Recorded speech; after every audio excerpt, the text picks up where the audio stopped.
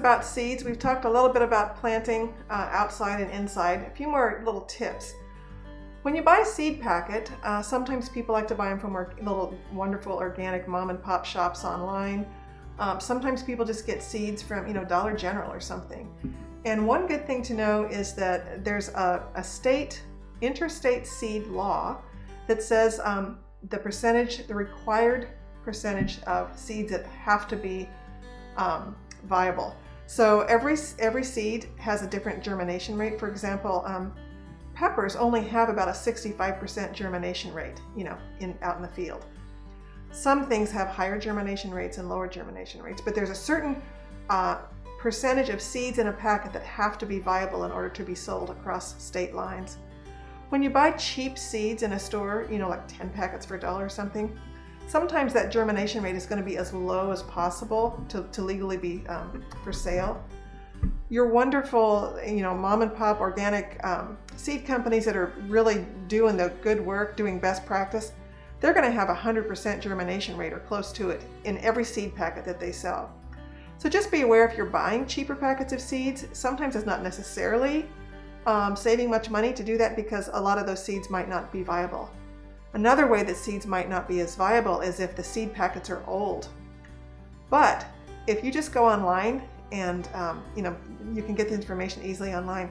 Tomatoes typically last 5 or 10 years.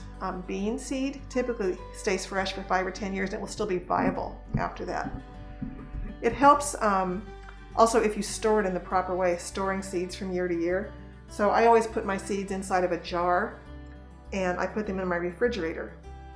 Or I put them inside a plastic bag and put them inside my refrigerator. Sometimes I'll put these inside of a jar and put them in my refrigerator. You can see I have seeds that I've saved just myself in little coin bags that you can get from, Office Max or something. But if you keep those at a steady temperature in your refrigerator, the important thing is that they don't get dried out in your fridge. That's where I like to put them inside of a plastic bag or a glass jar. The other thing to know though with germination rate is it if it's fun to do and also it saves you some effort if you actually do a germination test before you plant your seeds. So what I've done here is I planted some, I've done a germination test on some bean seed. And the way to do it is just to take 10 seeds and lay them in a row. I did this with beans. And then I put them in a wet paper towel and I rolled them back up again. And then I'm going to put this inside plastic bag and just keep this open so it doesn't rot.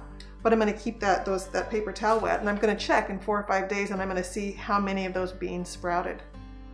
So I have 10 beans in there. If 8 of them sprouted and 2 of them didn't, that means that packet of seed has an 80% germination rate. So sometimes if you do a germination test and it's only like a 40% germination rate, you can still plant that seed. That 40% of them will still work. It just means that you need to plant that seed more thickly or plant more of those to get the amount that you're actually going to want.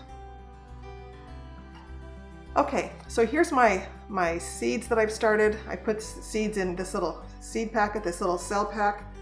Once my seeds get tall enough, like they are here, and they get more than 2 sets of leaves on them, they get their true leaves, then I'm going to want to move them into a bigger container if it's not time to set them outside yet. And once this gets really full, I might even need to move into a bigger container. So you might want to have a lot of room in your house to do this. Okay, before you set your seeds outside, you want to do something called hardening off. So, May 15th is coming. It's maybe 80 degrees during the day, but it might still get pretty chilly at night. And so these seeds have been babied in your house. They've kind of had this perfect environment.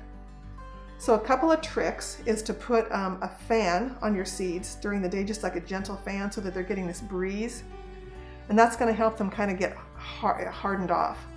The other thing is when you set them out, maybe about a week before the frost date, maybe that first week of May, you can set them outside during the day, bring them back in at night. And so they're starting to get hardened off before you put them out into the ground.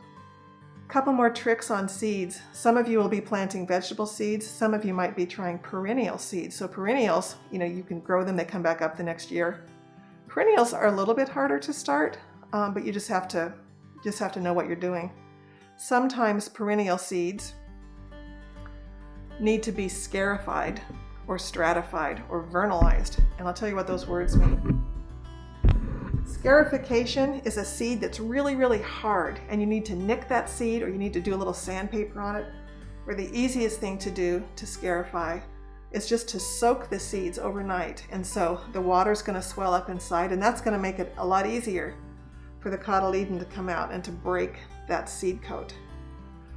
So stratifying means that they need cold treatment. You can't just keep them in your house and then expect them to grow when you put them in. They have to have a series of a few weeks of cold.